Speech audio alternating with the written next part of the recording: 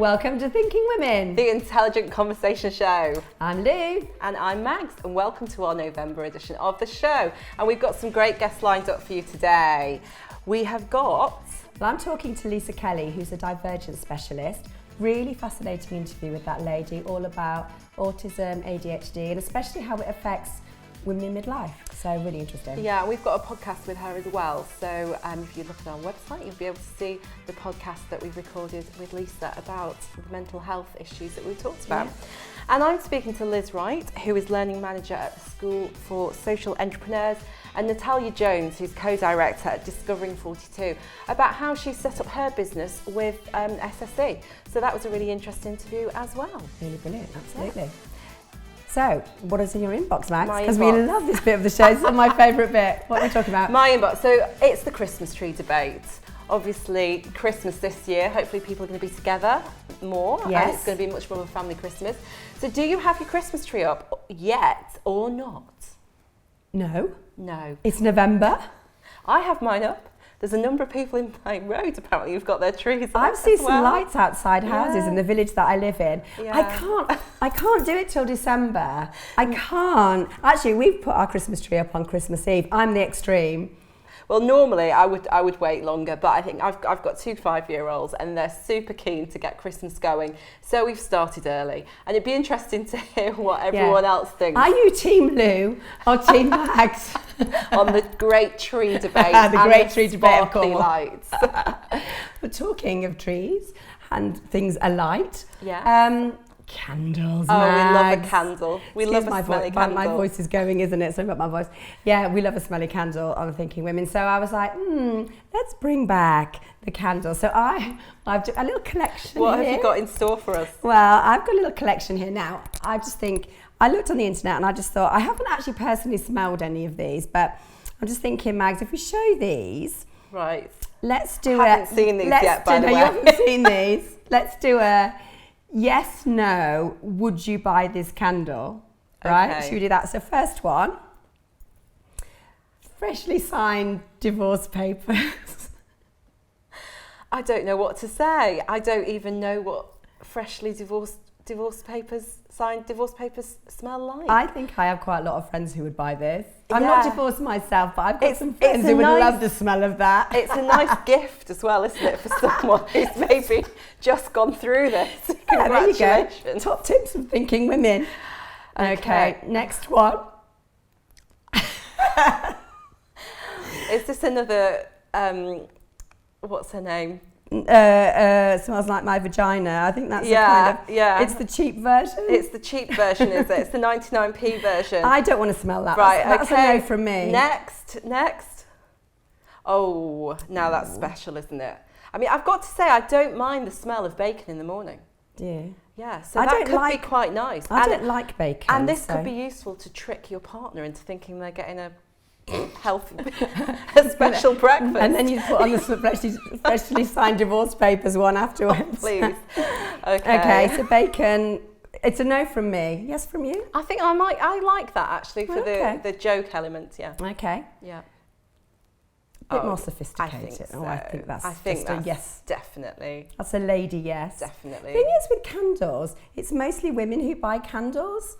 So, well, you did say yes to the bacon, didn't you? But that's definitely appealing to the women. Yeah. This one makes me laugh. The Karen smells like privilege and demands attention. Oh gosh. No offence to any Karens out there, and I guess that could be any. But you know that it's any Karen. What a strange one. No, that's a funny one. That's just kind of that's a modern life one. Yes. In the food theme. Oh no, not KFC gravy. Just anything KFC. KFC gravy. I do quite like KFC gravy itself. I've never tried it. Oh, I recommend it. Okay. And I think, that's it. That's it. Well, that was enough to go on, really, wasn't it? A lot of food I'm genuinely shocked. Generally feeling a bit sick. Yeah.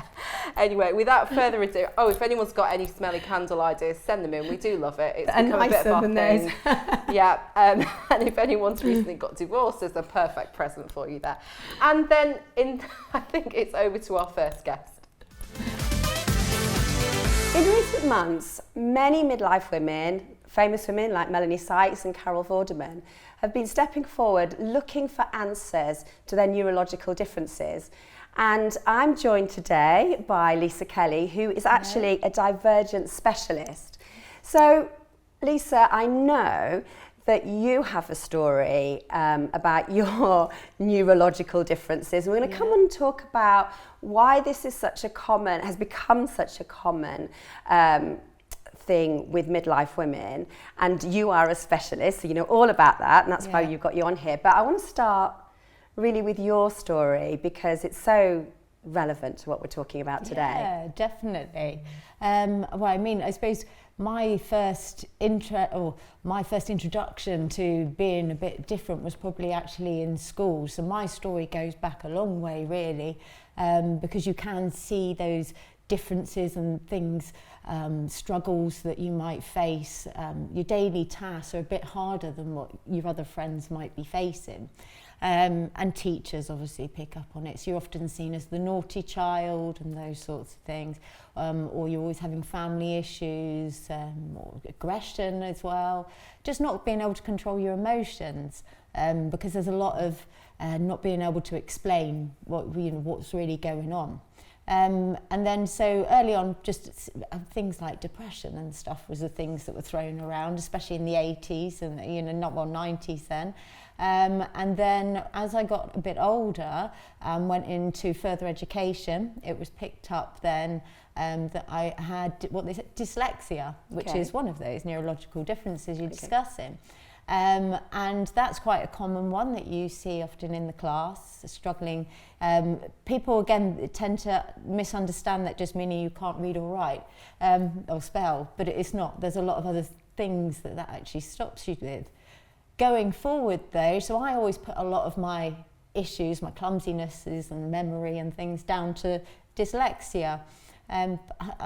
Embarrassingly so, though, I've actually worked in special needs for 16 years, and I should be able to identify certain things in myself, but I suppose I'm always focused on, children was my excuse. Yes. And then, so as I came in again as an adult, I decided I'm furthering my career, getting deeper through that academic career, and it was then actually brought up again recently, or a couple of years ago in university, that I probably had ADHD. But before that, there's even more things that were thrown into the mix. So we had post-traumatic stress, or cyclothymia, which was one of them that was thrown in the mix. So the trauma is a big part of that. And then we also had the anxiety, stress, depression, and then menopause, because I had early menopause as well. And all of these things I had to go through until eventually I'm coming up with a diagnosis, and I've still probably got more coming. So this is going to relate to so many women watching this show, because I think so many people go through everything that you've been talking about, but it's really interesting and relevant, why we're talking about it today, is that so many women, particularly in their 40s, are being, actually happily getting diagnosed with something, and people are saying, oh my gosh, now it all makes sense. Is that how it felt to you? One, I want to ask, is that how it felt to you? Oh my goodness, now it all makes sense. And secondly, why is it happening now? I mean, obviously we know all about it because it's the famous people are talking about it, but it's happening to so many women. Unfortunately, I can't give you the confirmed answer because it's still under so much research, but there's an awful lot of research going around at the moment. Finger pointing around would be, I suppose, as women get a bit older, there's a couple of ideas. I mean, one would be we're more aware about these issues now. We're more aware about different conditions, different learning styles, different ways that people think. So we're often identifying things in children early on. Which is a great thing. Yeah. Because I just want to interject that. So because many years ago, say in the sort of 60s and 70s, those children, I mean, I know it happened to you, but absolutely those children would have suffered so much. So amazing that we have the research now for children. Yes. So You're so right, you're so right. And what also, though, that research has then gone further, because then they think, okay, well, with the children there, they then start to look for hereditary patterns. And that's when, of course, then the parents go on the courses to look after and support their children. And as they're sat there, they suddenly go, I do that. Or, I have that behaviour. Hereditary, you say. And then people then start looking at their own behaviours. So you've got an element of that. So you've got an element of children, that, you know, they're seeing their children getting diagnosed, and then they seek the diagnosis themselves. Or, similar to my story, is you're diagnosed or seen, it's like a tick sheet, I suppose, a bit like when a car goes to a mechanic. You know, they tick off all the easier things first, until you actually get to the ones that are harder. And I suppose that's, you know, that's what it is. And get women, especially of age of early menopausal, so I would say around that 30 age, I think there's so many unanswered questions when they're sitting in their doctors, and there's so many things they could be looking at. It's like, well, actually, could it maybe be something else? Because if you dig deeper, there's even links between ADHD, for instance, and having early menopause. Wow. So, and again, obviously that's just exploratory at the moment, but it's definitely a path that they're all going down. But it's so important, isn't it, that this research is coming out? Yeah. I mean, it's life-changing for people. I mean, how did you feel when you received your diagnosis? Was it revelatory to you? It's funny because when I got diagnosed with dyslexia, I actually cried. I cried at both, but that was the one that I really struggled with, because I was aspiring to be a SEN teacher, a special needs, educational needs teacher at the time, and then to find out that I was a special educational needs kid or adult was hard to swallow, but you get over that. And then I realised I could, you know, actually I could explain a lot of things, or why I was like I was.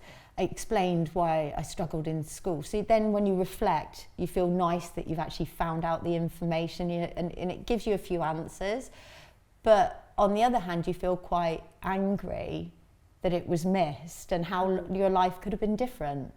But then, looking forward to adult diagnosis, when I got the diagnosis of ADHD, the most recent one, again, relief, because I knew that it wasn't just me. You know, there was answers. Oh my gosh. And the more women or people you speak to, especially women, I'm with a lot of women ADHD groups, you know, we've been masking so much of our life, you know, and it's like you've found other people who are like you. So there's relief in that. That masking idea must be trigger people, because I mean that's something that, yes, as you say, women do anyway, but it's more so in women than in the men then, and the boys that you find, where girls kind of, they see an image of somebody who's doing well, or somebody who inspires them, and they kind of inspire themselves to be that. So these girls then are mimicking fashions, mimicking doll play. People don't think anything different.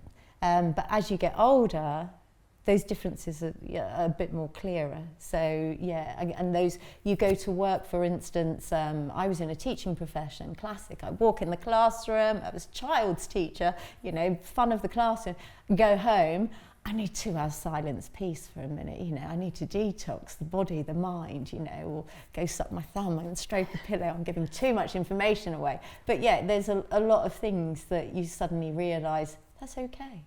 Okay. Well, so if anybody's watching this and it's making them think, gosh, this is mirroring my life, what do you, in your professional opinion, what do you recommend that anyone does to get some help? In this day and age, you have got Google. So, you know, you can have a look through some, you know, valid links, see if you relate to any of the stories. And like you said, at the moment in the press, it's everywhere. If you Google it, you're going to find, you know, something that's fairly relatable that you can read. And then see if you identify yourself with them.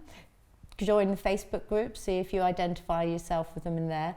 But Outlook Southwest would be your first place to, you know, start seeking help for those in Cornwall, or speak to your doctor. But it's good to go with your doctor, as always.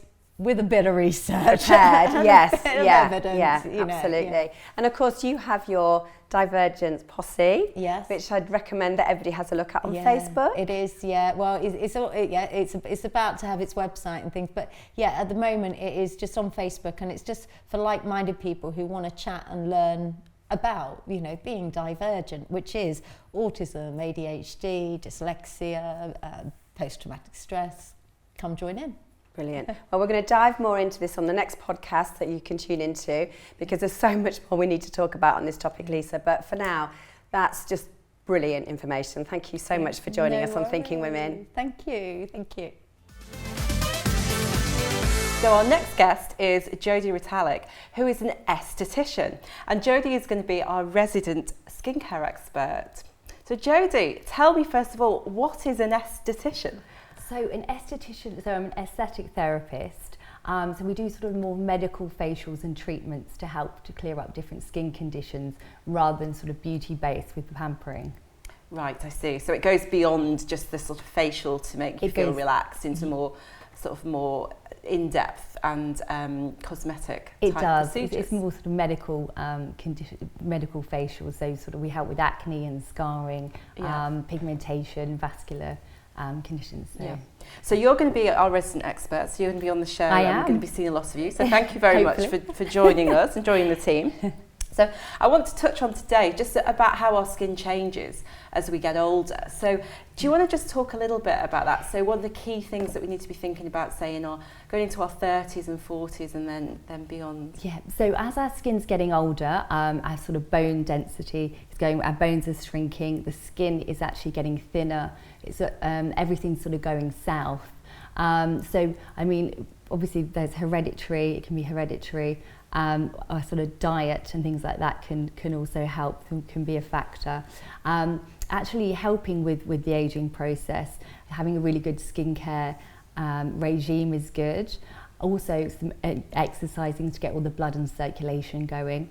Right. Having regular treatments to sort of keep the skin nice and clear, that will all help with the aging process. So 4 things there, because when I think about drinking lots of water, beauty, yes. So what you eat and drink, what the you eat and drink, exercise that you do, the treatments that you do, and then your own routine at home. Yeah. And so what sort of things should we be doing at home generally? We all know that taking your makeup off is the right thing to do, but the moisturising and toning, what does that do? Well, taking the makeup off, definitely. Obviously that can sort of really sort of seal the skin, and then people can come out with obviously pimples, blackheads and spots. The main thing to do with the aging is definitely to protect your skin with an SPF or vitamin C in the morning, because just going out, even if it's cloudy, the UVA, UVB rays are coming through and obviously damaging the skin, so definitely protection. Maybe even the evening some hydrate B5 or hyaluronic acid. It's a nice drink for the skin to keep it sort of nice and healthy, and then a good night cream as well. Yeah, and a lot of these products now are quite easily available in the supermarkets, aren't they? It's a reasonable price. Yeah, they all are available. Obviously for younger people, something sort of really sort of gentle and natural is really good. And then as we start going older, we might need some more sort of intensive ingredients to keep the skin nice and bright and the cell regeneration turning over. So there's lots we can do ourselves with our diets and just the basic routines itself. Okay, well, thank you very much. We're going to be hearing much more from you in our future shows. And if anyone's got any questions about their skin, then do send them in and we can pick those up with Jodie. Thank you very much. Thank you very much. So do you have a hobby that you'd like to turn into a business? Have you got some ideas that you'd really like to turn into your future career? Our next guest could probably help you there. So we've got Liz Wright, who is the Learning Manager at the School for Social Entrepreneurs in Cornwall. Hello, Liz. Hi. And Natalia Jones, who is a co-director at Discovering 42. Welcome to the show. Thank you for having us. That's okay. So firstly, tell me, what is social entrepreneurship? Okie dokes. So social entrepreneurship it's kind of a process that individuals, groups, organisations and people who are business owners and entrepreneurs go through to combat social issues that they've identified in their area that kind of They set up organisations or businesses for good that kind of tackle society's biggest problems, either kind of environmental or cultural or societal. So, yes. Okay. And so does that cover charities as well, or is it just companies and community interest groups? Companies, yeah. So the whole premise of a social enterprise is that you are a business, so that you are able to make money or get grant funding, and then you are not for profit, so you don't have lots of shareholders that take home kind of dividends. You input all of the profits that you get back into your organisation to facilitate the kind of the social change and the community action and to make people's lives better. Okay, fantastic. So you're involved in the Cornwall team. Yes. And have you got teams around the UK and around the world as well? So the School for Social Entrepreneurs is a charity. So we're a national charity. We have offices in London, in the Northwest, in Scotland. And we also have 2 schools, one in Canada and one in India. So we really do have quite an international Massive reach. Global footprint there. Yes. And just tell us about the programme. So, I mean, Natalia, you've been on one of these programmes. We're going to ask you about your business in a moment. But firstly, just tell me what are the programmes that you run and what support do you offer to people who join you? So we run programmes throughout the year. They change all the time. And they are for people who kind of come to us with the seed of an idea, who want to set up an organisation to combat something that they've seen in their communities. So people who really kind of just need a little bit of support in developing their idea, seeing if they can turn it into a tangible business, and we help them develop that with our current programme, which is called Springboard, which is open to anybody that lives in Cornwall. We cover the whole of Cornwall now, so if you have a hobby that you've developed in lockdown, or you have identified something in your local community that you feel that you can address in a positive way, come and talk to us. We also have much bigger programmes, which are the ones that run across the UK, which are helping people who maybe have already established an organisation who want to develop and grow and take on more staff and, you know, build upon what they've already got. So yeah, so all stages of the business all stages development. of, yeah. And it's so relevant at the moment, isn't it? Because there are a lot of people who perhaps have been made redundant during lockdown, or they've not been able to continue with the work that they were doing for any reason. Just having things at home that they enjoy doing and turning that into a business, that's a dream come true for many, isn't it? So yeah, absolutely. I mean, we 80% of the people that we support on our programs are women, so I thought that was quite an interesting fact to bring to you guys. Yeah.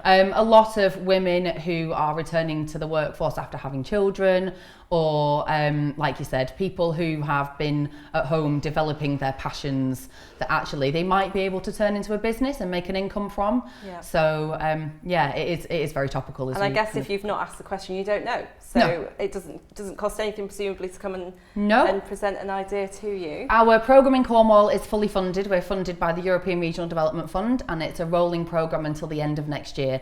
So it's completely free. Come and talk to us. Our website is thesse.org. So yeah, find us on there. We're across social media. You know, we're everywhere. So and we'll you'll be put able all to those find us. links on the show as well. But Natalia, just to talk about your business for a moment. So Discovering 42, and you were telling me a little bit about this in the green room before. So 42 being the meaning of life. So do you want to tell me a little bit about what your business does? Yeah, so we are a science and art centre. At the moment we're doing a pilot to kind of see if it's something that people in Cornwall would like, and then we're going to go on to hopefully create a permanent space for that. And what support have you had from Liz and the team at SSE? So I'm on the Springboard programme, and that kind of includes mentoring, and it's really useful kind of in the early days of setting up something to have somebody who you can ask questions and be kind of pointed in the right direction. So it's been invaluable for us. So yeah. Good. And how did you find out about these guys? Well, I think first of all, I think Finn from Interbodman kind of pointed us in their direction, yeah, just got in touch. Yeah. So Interbodman is another social enterprise that's based in Bodmin, who is also on one of our trade-up another programs. of your clients, another one of your our program, students. yeah, And program how users. many businesses have you helped in the last sort of year? Not 100% sure about in Cornwall. I think we've helped over 100 now with the Springboard programme, but I know SSE in the UK, we help over 1,000 social entrepreneurs per year.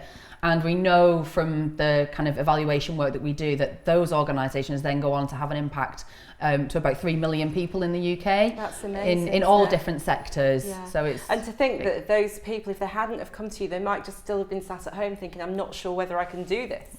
So the impact that that's had is phenomenal.